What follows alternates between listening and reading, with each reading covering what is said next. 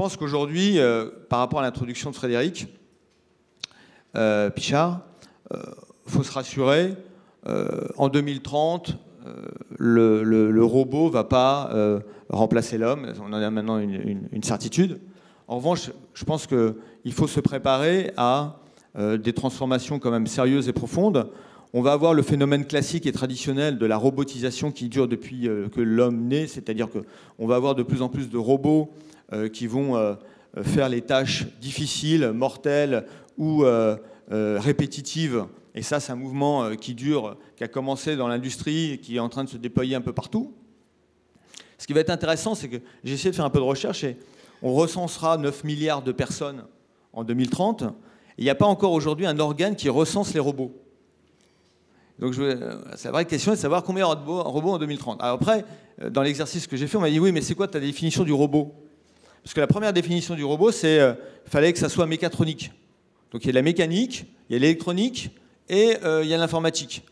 Mais en fin de compte, le robot, maintenant, il n'est plus mécatronique, parce que quand on parle d'intelligence artificielle, c'est de la data et de l'algo. Donc en fait, une fois qu'on aura... Donc il y a un premier sujet qui est de se mettre d'accord sur la définition de ce qu'est un robot. La deuxième, et puis après, il faudra quand même les recenser, parce que je pense que ça va être intéressant de les recenser, de les réguler. Le deuxième sujet, c'est il va y avoir des nouveaux usages. Ce qui est évident, c'est que dans le transport, dans un certain nombre de choses, la voiture autonome, j'étais à Singapour il n'y a pas longtemps, ils sont en train de tester le taxi drone. Donc tout ça, ça va arriver en 2030, ça sera déjà une réalité. Et ça va donner des nouveaux types de robots, parce qu'une voiture qui conduit, c'est comme un robot, un taxi qui vole, c'est un robot, et ça, c'est des changements réels qu'on va voir dans notre vie, parce qu'en règle générale, nous, les robots, on ne les voit pas souvent. On va aussi les voir pour les personnes âgées, parce que, par exemple, au Japon, il y a de plus en plus de robots, parce qu'on est quand même dans une... Même si les gens de la Silicon Valley vont nous rendre immortels, la réalité, c'est qu'on va quand même vieillir. Même si on va développer tous des patterns de cellules souches pour régénérer nos peaux. Mais on n'est pas encore là. Donc on va quand même vieillir, donc il va falloir s'occuper de nous. Donc il y aura des robots pour faire ça. Moi, je pense que le vrai défi, en tout cas des entreprises qu'on accompagne, c'est le robot augmenté, c'est-à-dire le conseiller augmenté, le vendeur augmenté, le mainteneur augmenté. Ça va être une réalité à très court terme. Et c'est un super défi et qui ne remet pas en cause la valeur de l'humain, qui ne remet pas en cause l'intérêt de l'humain, bien au contraire, ça va nous permettre d'être plus performants et de faire des choses à plus haute valeur ajoutée. Et ça, en conclusion, on parlait beaucoup d'intelligence émotionnelle, elle va être essentielle. Et le vrai aussi enjeu de l'entreprise, ça va être de savoir où cette intelligence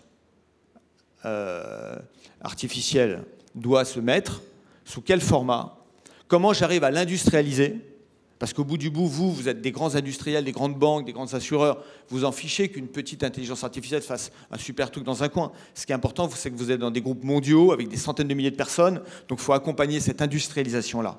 Et l'industrialisation de ce mouvement-là, pour qu'il soit sécurisé, avec de la data protégée, avec pas de faille, avec de la résilience, avec de la scalabilité, ça c'est un enjeu majeur, parce que c'est pas gagné. Et pour terminer, l'homme est au changement de tout ça, donc il faudra conduire le changement, et il faudra assurer le maintien en conditions opérationnelles de tout ce mouvement-là. Parce que comme le disait François Gonzi tout à l'heure, un algo, moi je suis même pas d'accord avec lui, un algo ça tient pas 2 ans. Un algo, il faut le tuner tous les 6 mois, tous les 3 mois. Sinon, son taux de succès chute de 98% à 96%. Donc il y a un énorme effort de maintien en conditions opérationnelles des bases de connaissances, des algos. Et ça, c'est un énorme effort que les grands groupes doivent avoir en tête parce que c'est un nouveau business et dont personne aujourd'hui est réellement préparé.